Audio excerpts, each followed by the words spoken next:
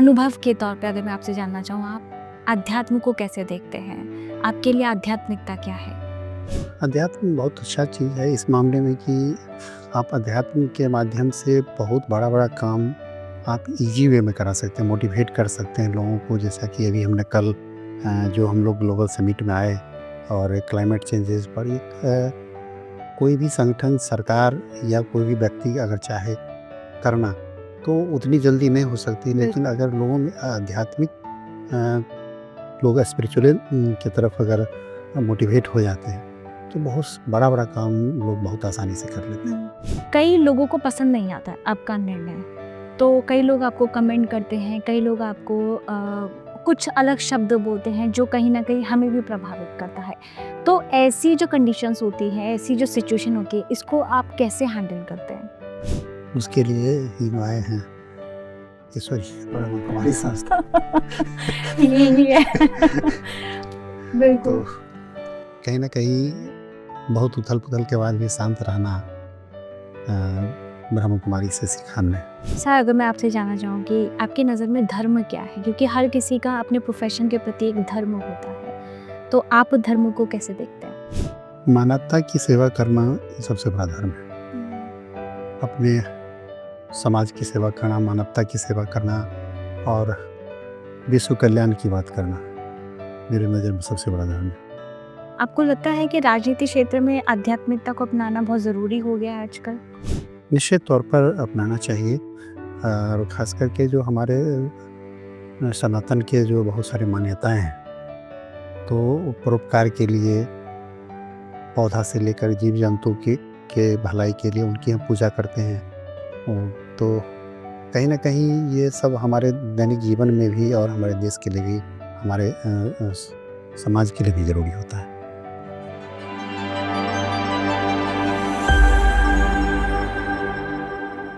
Hello India, नमस्कार। हमारे खास कार्यक्रम माइंडफुल मोमेंट्स में आप सभी का स्वागत है और मैं हूँ आपके साथ आंचल वर्मा।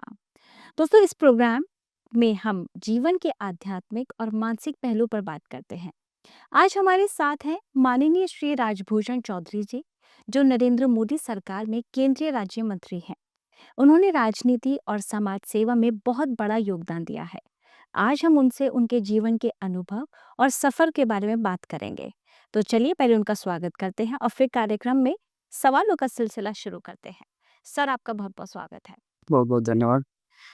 सर, मैं आपसे सबसे पहला सवाल मेरा आपसे ये है और मैं जानना चाहती हूँ, जैसे कि मेरी आपसे बात हो रही थी, आपने बताया कि आप ब्रह्मा कुमारीज़ पहली बार आए हैं। जैसे ये ग्लोबल समिट ये प्रोग्राम हुआ और आपका जो कनेक्शन है ब्रह्मा कुमारीज़ का, मैं आपसे जानना चाहती हूँ, बहुत पहले से है, बस आना आपका इस समय हुआ है या फिर आप कनेक्शन आपका बहुत पुराना है ब्रह्मा कुमारीज़ से?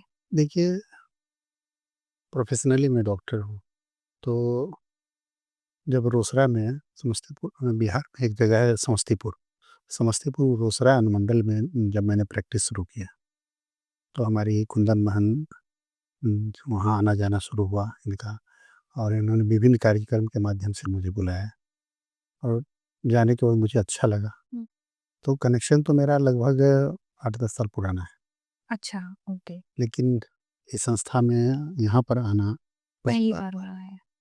तो आपको यहाँ आकर के आपको कैसा लगा? यहाँ का वातावरण आपको कैसा लगा और सबसे ज़्यादा प्रभावित आपको क्या चीज़ की यहाँ पर? देखिए, यहाँ का माहौल ही एक डिवाइन माहौल है और लगा कि एकदम शांति का माहौल है, इतना पीसफुल एनवायरनमेंट और इतनी बड़ी गैदरिंग के बाद भी लोग बहुत कोई कोलाहल नहीं। तो जो आज के लाइफ़स्टाइल में लोगों को जो स्ट्रेस है, लोग परेशान हैं कोलाहल से, तो उसमें लगा कि मुझे कि बहुत अच्छा जगह है, जहाँ लोग कुछ देर शांति से रह सकते हैं और अच्छा महसूस कर। जी। जैसे आप सुबह से आपने ज्ञान की बातें कुछ ना कुछ तो ज़रूर सुनी होंगी। तो मैं वो आपसे एक बात वो जानना चाहती हूँ, सबसे ज़्यादा आपको कौन-सी बात यहाँ की सबसे अच्छी लगी? कौन-सी वो ज्ञान की बात सबसे ज़्यादा आपको प्रिय लगी? देखिए, यहाँ पर जो सबसे बड़ी बात जो है, एक तो शांति के साथ-साथ जो मानवता की सेवा करना। हाँ जी। यहाँ जो जिनसे भी मैंने मिला चाहे हॉस्पिटल में या जो अलग सेंटर में मैं गया, वहाँ पर लोगों का जो सेवा भाव था, लोग ऐसे आतिथ्य कर रहे हैं, लोग ऐसे घुमा रहे हैं जैसे लग रहा है बरसों से मेरा जान-पहचान हो। हाँ, हाँ। तो इस लोगों का अच्छा ट्रीटमेंट अच्छा लगा।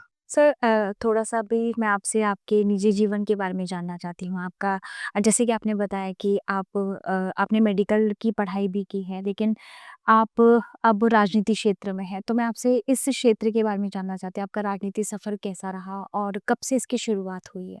जब दरभंगा मेडिकल कॉलेज से एमडी करने के बाद जब मैं रोसड़ा आया, तो रोसड़ा एक सब डिविजनल टाउन है, छोटा-सा शहर है। ये कौन-से सन की बात बता रहे हैं? ये 2008 की बात। हाँ, ओके।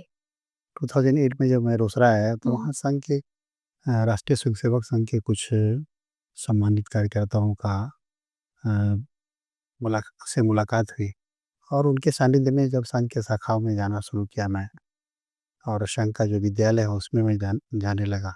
अच्छा। तो मुझे अच्छा लगा और उन लोगों की प्रेरणा से ही मैं राजनीति में आया हूँ। राजनीति में जैसे ये क्षेत्र ऐसा वैसे हर क्षेत्र में अपने-अपने चैलेंजेस होते हैं, लेकिन राजनीति क्षेत्र में बहुत ज़्यादा चैलेंजेस होते हैं क्योंकि आप अपने लिए कोई डिसीज़न नहीं ले रहे हैं, आप देश के लिए डिसीज़न ले रहे हैं, राइट? जैसे हम लोग होते हैं, हम लोग में अगर छोटी-मोटी कोई घर में कोई 5 जनों में कोई बात हो जाए, तो हम लोग रात भर नहीं सोते हैं।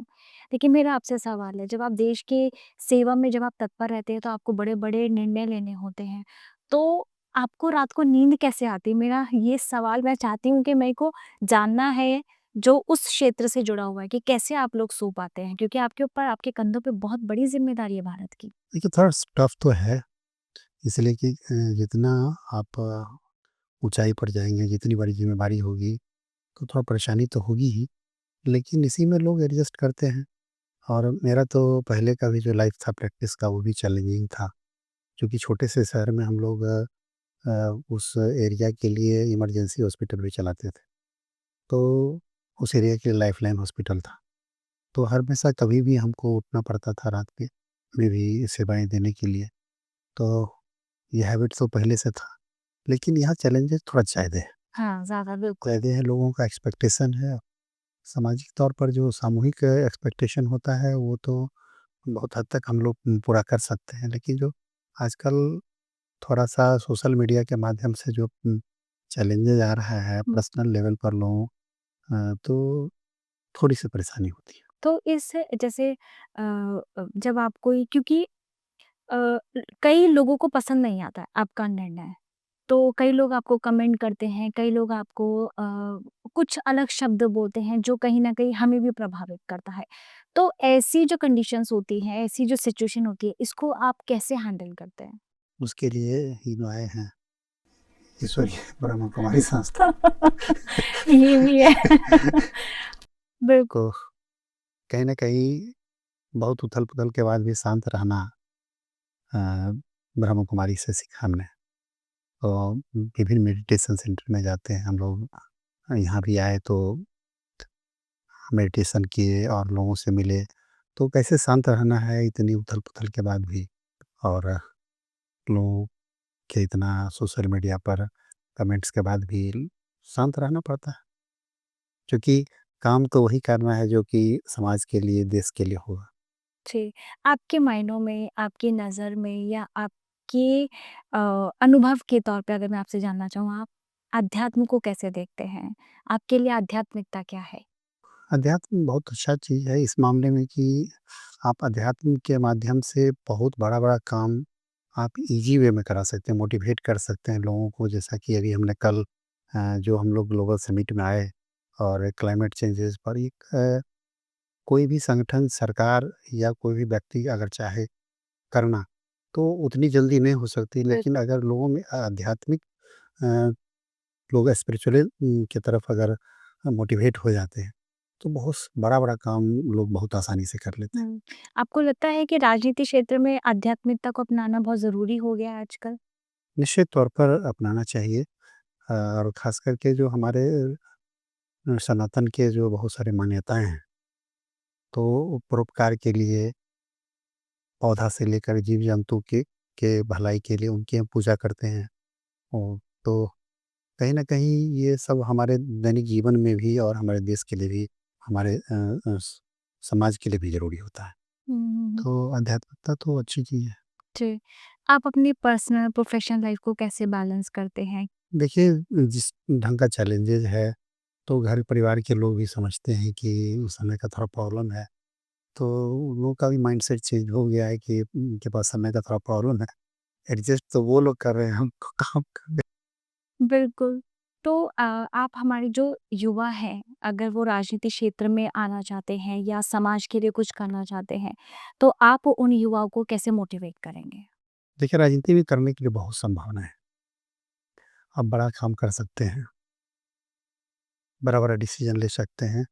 तो जब अच्छे लोग आएँगे, पढ़े-लिखे लोग आएँगे, जिनके पास अ, समाज के लिए कुछ करने का जज़्बा है, वैसे लोग आएँगे तो निश्चित रूप से देश अच्छे रास्ते पर जाएगा और देश एक दिन तरक्की करेगा।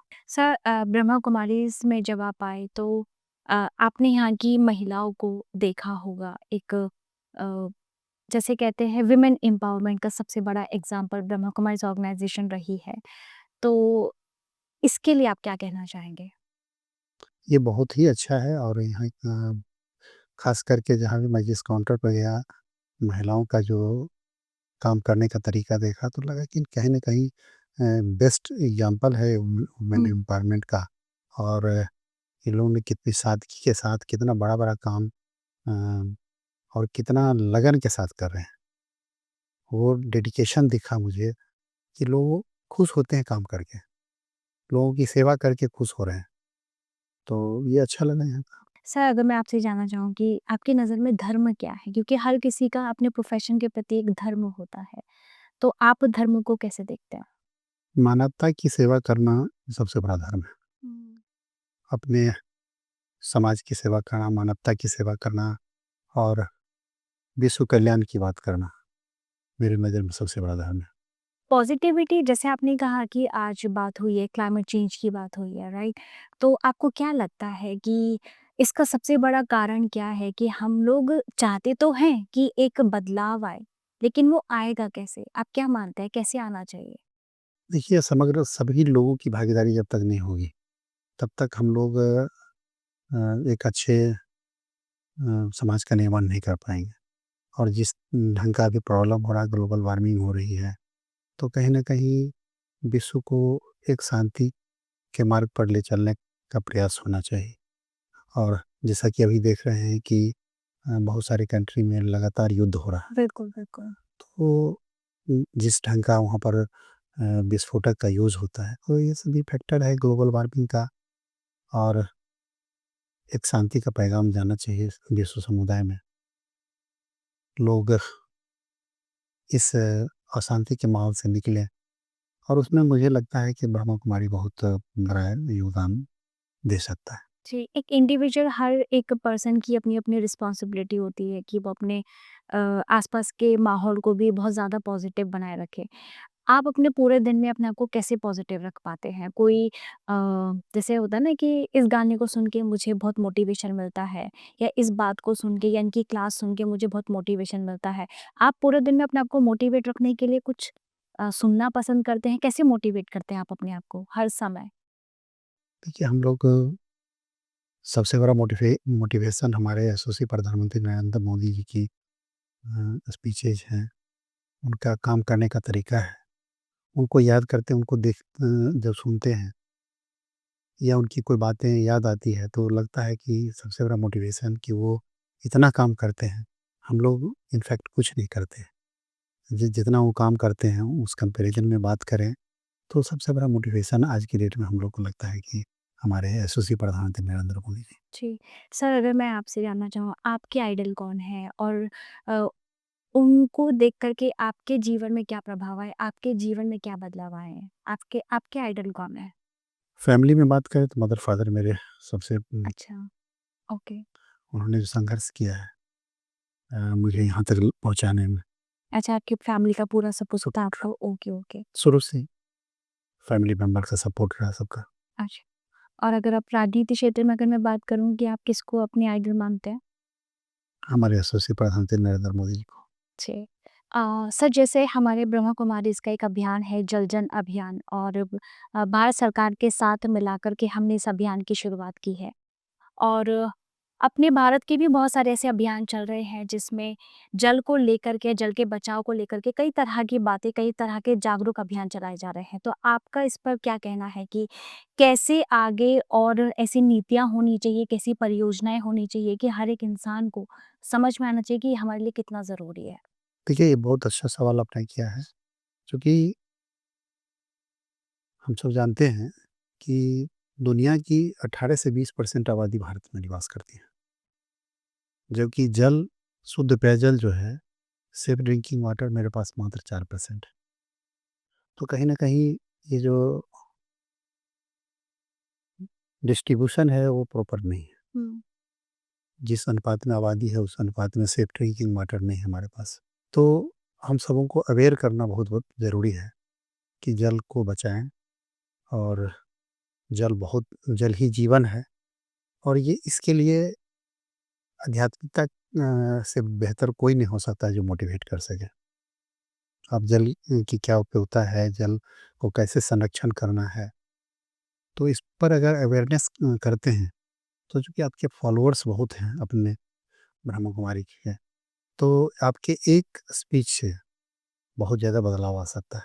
और आप लोग बराबर करते भी रहें, और आप इस मामले में अग्रणी इसलिए भी हैं कि अभी आपने जैसे लगातार क्लाइमेट चेंजेस पर आपने सेमिनार किया, समिट किया। तो ये बहुत बड़ा स्टेप है कि आध्यात्मिक लोग भी अब इन चीज़ों की तरफ जा रहे हैं, जो देश और दुनिया के आने वाले भविष्य के लिए ज़रूरी है। हुँ। जी, जैसे हर किसी को पता है कि जल नहीं बहाना चाहिए क्योंकि ये बहुत ज़रूरी है कि हमें जल का बचाव करना चाहिए, लेकिन उसको सस्टेन करने के हमें तरीके नहीं पता होते। देखिए, अभी सबसे बड़ा काम एक तो जल का संरक्षण करना, और साथ में लोगों को अगर हम अवेयर कर सकें, और जैसा कि हमारे यशस्वी प्रधानमंत्री नरेंद्र मोदी जी ने लोगों से आह्वान भी किया है कि एक पेड़ माँ के नाम।